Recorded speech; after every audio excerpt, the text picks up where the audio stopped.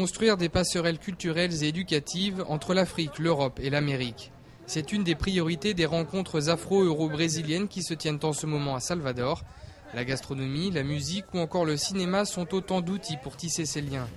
Catherine Jean-Joseph Sentuc est la cofondatrice de l'école Miroir, un institut qui favorise l'accès à la formation et aux métiers de l'art cinématographique pour les jeunes issus des quartiers populaires et de la diversité.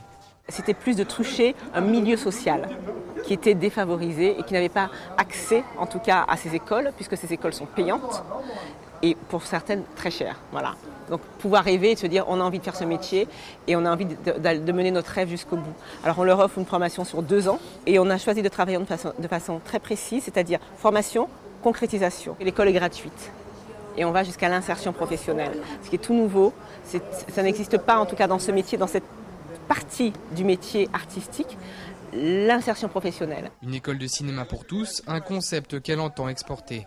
Trouver des partenariats au niveau économique. Comment eux vivent-ils, en tout cas, l'insertion professionnelle des jeunes? Comment dans le milieu artistique, ici à Salvador de Bahia, comment est vécue cette insertion des jeunes dans le milieu artistique? Est-ce que ça se pratique? Alors on m'a répondu que ça se pratiquait beaucoup. Et donc j'aimerais bien faire des liens avec les écoles théâtrales ou artistiques audiovisuelles de Salvador de Bahia et pourquoi pas avec l'école Miroir. Sa vision est universelle. L'école Miroir veut toucher tous les pays francophones et notamment l'Afrique.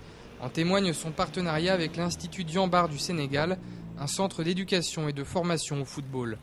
En Afrique, il existe déjà plusieurs écoles de cinéma, au Ghana, au Maroc ou encore en République démocratique du Congo.